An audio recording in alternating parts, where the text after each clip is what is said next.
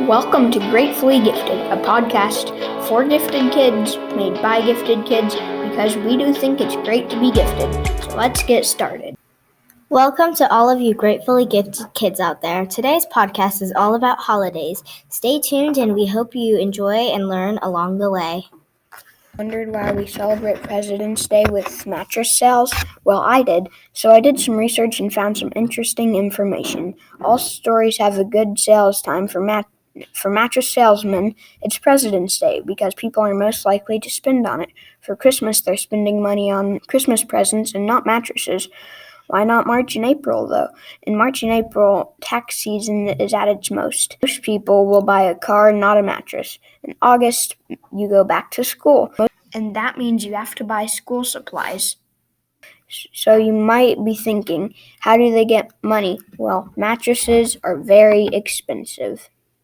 So that's why we have mattress sales on President's Day.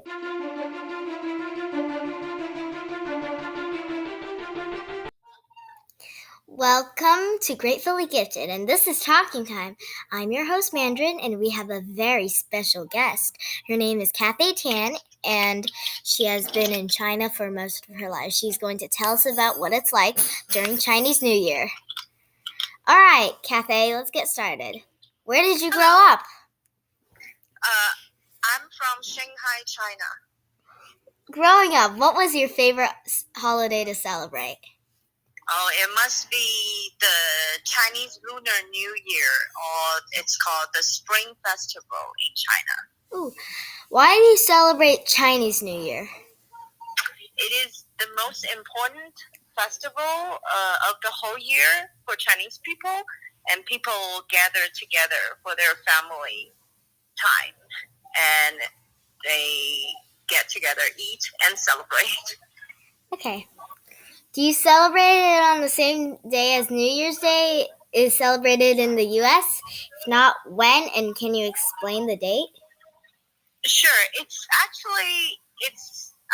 The dates will be a little bit different every year because they celebrate according to the lunar calendar. The lunar calendar, it's a little bit different from the U.S. calendar.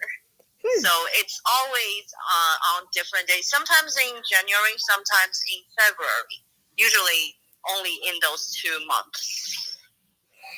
What are some traditions that you do to celebrate Chinese New Year? We gather together, families or friends, and usually celebrate at least 5 days. The 5 days are the most important days. There will be the lunar calendar, January 1st till January 5th. And people just gather together and cook a lot of Chinese traditional food. And they eat, and they talk, they watch programs on TV, and they celebrate.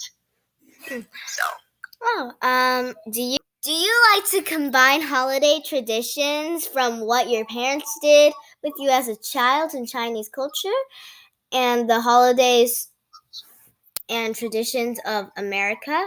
Or do you like to keep the celebrations separate so the traditions can stay more valuable and your kids can remember how they're celebrated? Sure. I like to combine the two. I like to combine them, yes. Oh, okay. Is there anything else you want to share with us about the Chinese New Year that we might not know after and find interesting? That's about it.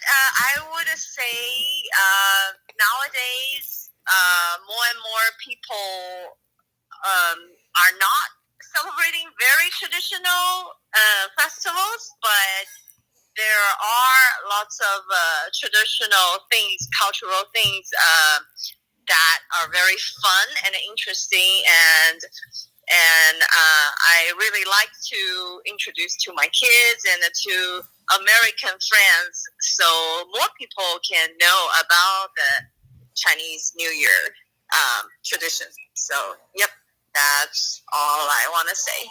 Oh, okay. Thank you for your time. Cafe. Thank you. Yeah. Okay, thank you. Bye.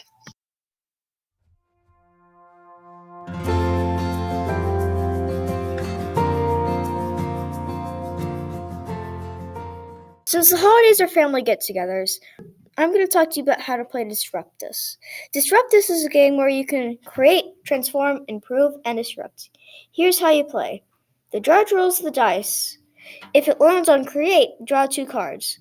They have to combine the 2 cards and create something new. Transform, draw 1 card to think about what does and think of a different purpose. Improve, draw 1 card, add, remove, or change. Finally, disrupt. Draw a card, think of a way to use it for a different purpose. Judge's choice is where the judge draws 2 cards and decides whether to create, improve, disrupt, or transform. Then finally, player's choice. It's where the judge shows you 2 cards, and then you get to decide whether to create, improve, transform, or disrupt. Finally, you have 1 minute to write your ideas down and then show them to the judge.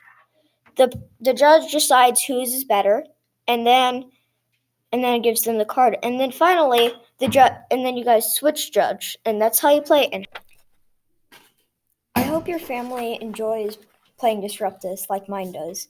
It's great for all of us gifted kids to get our creativity going. Well, until next time, keep being gratefully gifted.